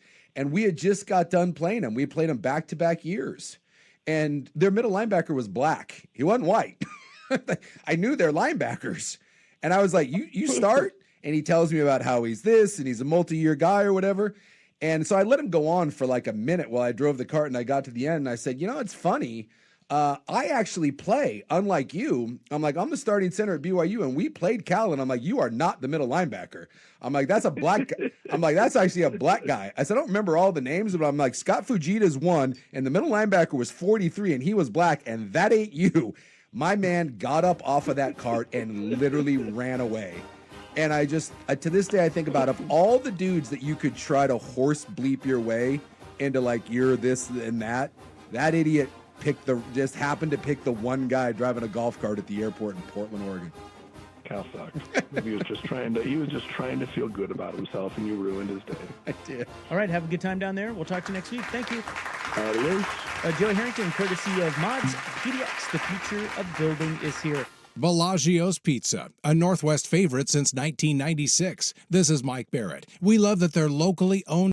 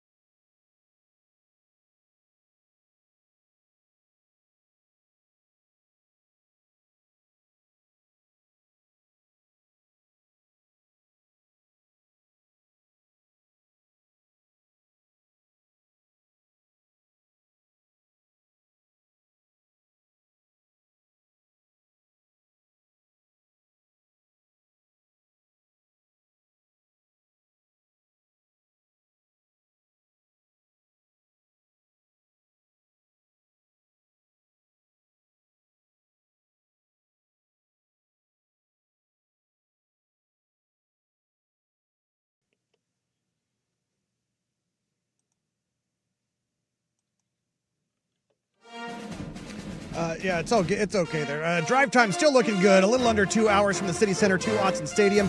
I don't see any real slowdowns to speak of right now. Beware of water on the road, slick conditions, cars on the shoulder. No smokies to report at the moment. 54 with some showers in the vicinity here in Portland. Rain will get heavier this afternoon, continue overnight with considerable wind into the evening. In Eugene, 54 with showers. As for the 4 o'clock kick, 53 degrees with winds about 20 miles an hour as the atmospheric river continues to flow overhead. There is a wind advisory until 11 p.m. for most of Northwest Oregon and the Willamette Valley. I'm Jeff Rust, Ducks Game Day traffic and weather every 10 minutes. It's time for the inside look at the Ducks and today's matchup. Ask Jorgie. Brought to you by Bellagio's Pizza, the very best. We think that there's some alphas on our team, but nobody else right now does, and so that's the type of thing that you're going to have to prove. With Ducks color analyst and former quarterback Mike Jorgensen, Coors Light presents Ducks Game Day on the Fan Sports Network, 105.1 1080, and the Odyssey app. All right, welcome back in live down at Autzen Stadium. The beautiful day of football continues as I think the atmospheric river Rust has. I was just going to say that. That's the most overused term I've ever seen until now. Until right now. And now I feel bad because we shamed this guy out of bringing his umbrella 2 weeks ago when it was nice. Where the hell's your umbrella, Jorgie? So what are we doing? Anthony, if I would have, so I want you to answer this honestly, okay? If I would have brought it today, would you have given me? I wouldn't have said anything. I wouldn't have said anything. anything. Like you did last week? I would have said, I thought about bringing one today. No, I was like, that's a long walk. I would have asked for the umbrella. Hey, can I use that going back? It's unbelievable. Keep you switching back and forth. not bringing one. Let's get to this. So I asked Anthony this earlier, and he didn't have very many bad ones here. Did you have any bad weather games as a player here? Just like rain, wind, just nasty all game? I tell you, the toilet bowl that I get blamed for, by the way, that I never played a down in. When you play enough bad football, you get blamed for games like that, and I'll take it. I was in high school at the time. That's so what a good leader does. That's what a good leader does. The water was coming down the aisles like it probably is right now in the stadium. I mean, it was running down from beginning to end and everywhere in between. Yeah. It was raining like you couldn't believe. So, you know, there's been a few. You always experience over 4 years one here and there. Sure, that was one of them I'll never forget. Yeah, the Cal game with Jared Goff was in town is one I remember a couple of years back. back. That's the worst, I'd have to say. Just rained the entire time. And, it gets to probably, we were talking about this earlier, and you experienced as a player here, just one of the biggest things today is just going to be holding on to the damn football, and that's not an easy thing to do when it's looking like this. It is. Something like this, depending on what it does throughout the day, and we've had these showers moving in and out, and this one's really heavy right now, can have an impact on a game, can have an impact on a quarterback's grip, a running back's holding and securing the ball, defense coming in to try to punch it out, everything else goes with it. So we'll see how it kind of plays out. It brings Oregon, frankly, back to Wisconsin, and if it's going to be a wet day, because all of a sudden a lot of the things that you have advantages on, speed, the passing game, all those different things, all of a sudden aren't there quite as much on a day like today. As a quarterback, honestly, how do you play in this type of game? Because you want to throw the ball. And I know you can't throw the ball, but there's times in the game you're gonna have to throw the ball. How do you deal with this? The rain is almost going sideways right now. Yeah, I mean, unless you're one of those, QBs that we've seen them come through here that just have gargantuan hands, the ET type of hands, like Marcus and some others that just had like an extra digit at the end of their finger. That it doesn't come quite as slippery. For somebody like Dante Moore, this would have a little bit of an impact. And so then it's a short passing game is probably what it becomes in a game like that, where you just try to dink for 5 or 10, hold on to the ball, just move the chains, and in this game get the 20-24 and maybe enough. So it's going to be interesting how it plays out, but that is a key. Anthony, it really is. Well, I'd imagine, too, if you're a defender going into this game on Oregon's side, you're probably licking your chops because Wisconsin's struggling to score the ball when it's 75 and sunny outside, let alone when it's 55 and raining sideways at 30-mile-an-hour winds. This seems like kind of game where the defense is circling and saying, let's hold them to 0. Offense gets to 20. That's enough. Game blouses. Yeah, they've not been performing well on offense, obviously. I mean, 2 games in a row without scoring a point is kind of tough to do, even though they've played probably the best defense in the country in Ohio State last week. So that's one of those ones. But, when you're throwing like Hunter Simmons right now in for Danny O'Neal, and you're throwing more interceptions than you are touchdowns, and really your completion percentage is around 50%, it's going to be tough for a team like Wisconsin today. They got to run the ball. I mean, you'll always hear me say, run the ball, run the ball, run the ball. that really is what they're going to have to lean on today to have any chance offensively being able to throw it. And then for Oregon, same thing too. The strength of that Wisconsin defense is their run defense, and Oregon always wants to run the ball. They got their identity back last week. Running for 400-plus yards was really important because I think, again, Indiana punched them. They somewhat lost their identity in that game. So to get it back, regardless of who it was against, was really important before you go into the rest of the season. From an offensive standpoint with Wisconsin, what do you think they're going to come out and try to do? Run it. They have to, don't they? That's it. Well, in these conditions, no doubt, you got to run the football. But they do have they have a solid running game. They can not like the. Right. When I look back at this football team in the past, it was a running football team. Yeah. I mean, they'll try to run it down your throat. That's kind of disappeared. But today, I guess you're saying they have to come back to that. It's the strength of what they do right now. And again, people would say, well, they don't have a strength. Well, if there is a strength of one of the two, it is the running game. And for them to have any chance to be able to throw it against this Oregon Duck defense and Finney and the rest of the DBs that are playing so well right now, let alone the pressure on the quarterback that Oregon was able to dial up last week, to have a chance to throw the ball, they have to run the ball. Otherwise, I just don't think they can score again. Well, I was curious, too, to ask you, just, we mentioned last week, you just never know what a team's going to look like, right? You take that first loss of the year, and it's just, do you look internally? Do you find ways to get better? Do you, get down on yourself? Just what your thoughts were on such an emphatic win that started out in a bad way. You fumble on the opening drive, you get down 3-0, and then it's 56 unanswered points. But just what that showed you about this team's character and the way they can respond. Yeah, I mean, it did show me a lot because they came back in a big play by Whittington to go down the field for the big run and touchdown, and then they just got rolling. 7 consecutive touchdown drives, 42-3 at halftime, which is tough to do against anybody type of situation. And Rutgers, if you want to give them any credit up to that game, they've never trailed at halftime, which was amazing. And they've played pretty good. Second half has been their downfall, and then they're down by 39 at half. Yeah. Obviously, you know the way they felt. And then they got after the quarterback, Oregon did. And anytime you could begin to speed the mind of a quarterback up, all of a sudden having to worry about the rush that's coming. And we saw it the week before with Dante Moore and what Indiana did to him. When all of a sudden he's running for his life and you're looking at where to run and not looking at receivers down the field, it changes everything. And so they got what they needed to do to get back. But they've turned it over 5 times in the last 2 games, and that's got to change because 3 times last week the fumbled punt return, the muff punt return was one of those. But at the same time, you can't turn it over 2 or 3 times a game because in a game like this, you do it deep in your own end zone and you give up some points that don't come easy for Wisconsin. All of a sudden, Wisconsin starts to think that they can do something against you. So just don't turn the ball over in this game, and I think anybody just fine. Yeah, you're big. Listen, just get a win. I mean, just win. Just survive in a weather game like this. There's no doubt. A lot of Grateful Dead music over in Ontario back in the day.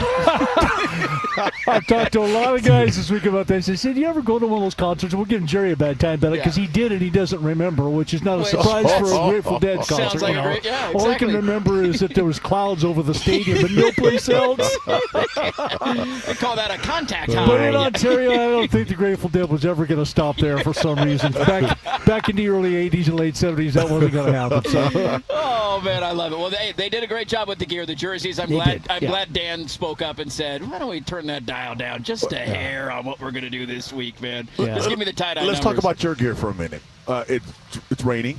People got rain pants, rain jackets.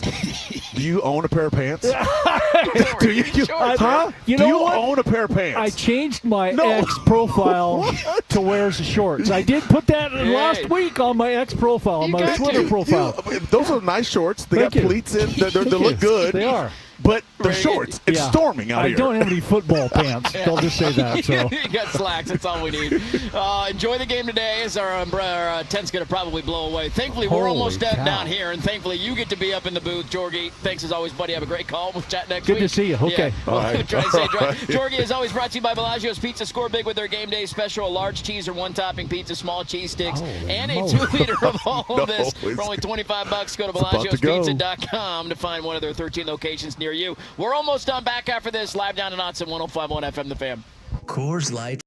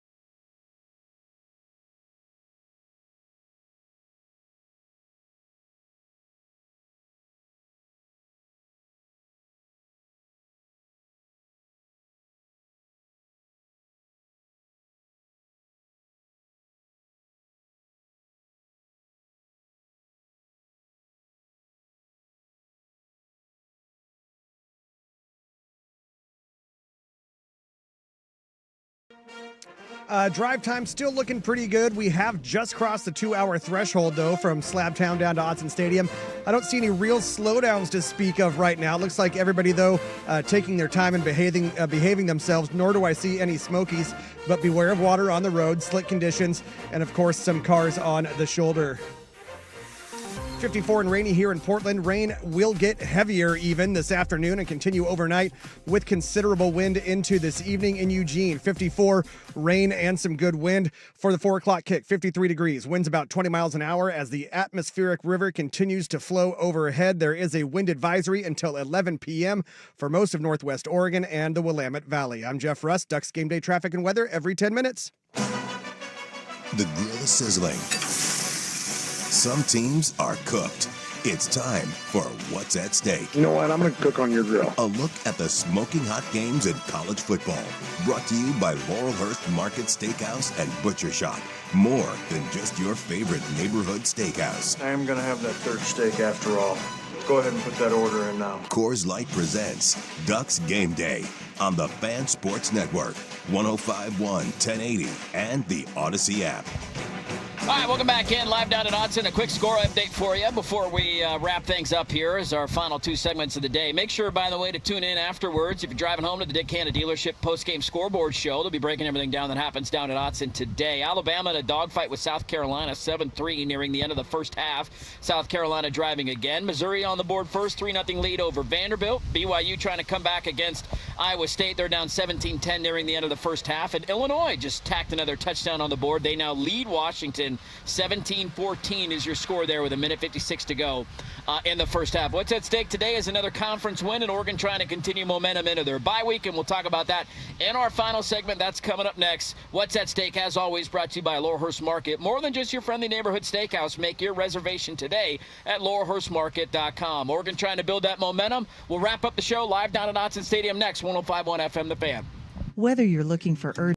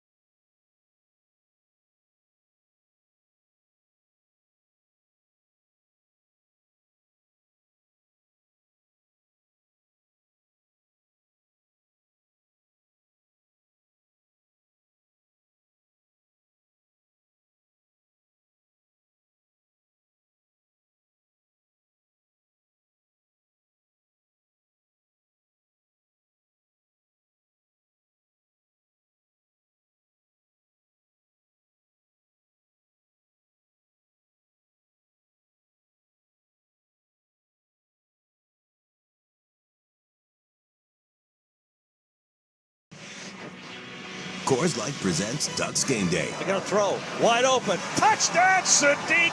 Left-hand front corner of the end zone. It's time for The Line to Watch, where your hosts predict the score of today's game and get you the latest on the betting lines. All you got to do is bet on the winner and you'll never lose. On the Fan Sports Network, 105.1, 1080, and the Odyssey app.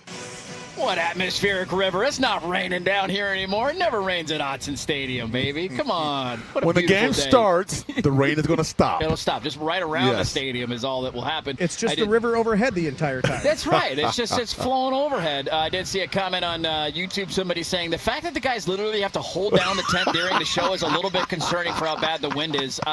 Look, we've done a lot of games down here, and Anthony, you've come to far more than I have, but I've been coming to games for a long, long time from, back when I was a student, and then the days after. We've been doing this for, 8 years now, I think, together? Yeah. This is one of the We have not had a lot of bad weather games in the last 8 years. No, not at all. I mean, I think the wind is the problem here. It's not the rain. It rains. It's the wind. But trying to throw the football in this, that's why I was asking Jorgie, how do you throw a football? It's impossible. No, I'm not a quarterback. I've never tried to throw a football in the wind like this. And it's the wind gust that you're getting. Yeah. It's not constant wind. Yes. So it's difficult. It's going to be an interesting game. I mean, yes, they're going to run the ball, both teams. We're going to see a running game. Yeah. Might be a little boring. It's going to be a little boring, and I would, if you're gambling in Vegas, take the under, whatever the under on the game is, because I don't think Wisconsin's going to be able to score. And I imagine Oregon's MO is going to be, let's just chew clock, run the football, be safe, and get the hell out of here, because that's right. You're so spot on. For those who aren't down here, it's, it picks up. It just randomly, just like that, the tent nearly blows away, and you're like, whoa, where did that come from? And so that makes it even more challenging when you're throwing the ball, because if you got a 15-mile-an-hour wind that's consistent, you can kind of figure it out. Exactly okay, right. A little more juice on this ball, or now it's going to go left. I need to aim it a little more right. Right. But when you get these little quick, bursts of wind that pick up, which keeps happening over and over again, where it's boom, there's 30 miles an hour at you, that's going to make it really challenging. And the rain has kind of come and gone throughout the time down here and throughout the morning down in Eugene. And so you might get stretches of the game where you're like, hey, it's not too shabby. And then next thing you know, just the flood opens up, and here it comes. And so it's going to be challenging today.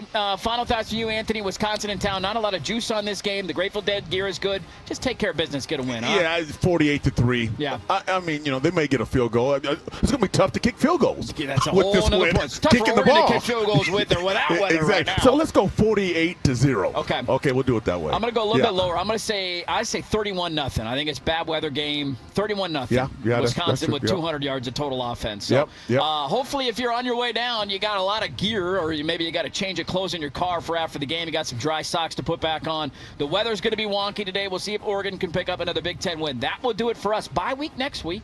And then the Ducks are on the road at Iowa. So there we go. An off week for us. Thanks, everybody, for tuning in. Enjoy the game today. Oregon, Wisconsin coming up at 4 right here on the home of the Oregon Ducks, 105.1 FM, The Fan.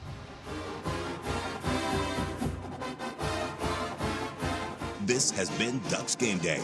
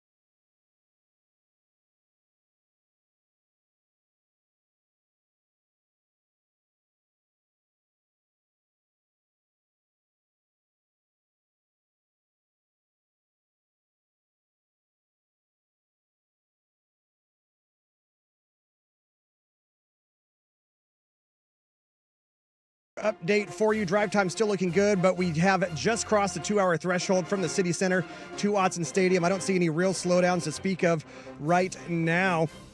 Looks like everybody taking their time and behaving themselves out there on the freeway, nor do I see any smokies. Beware of water on the road, slick conditions, and cars on the shoulder.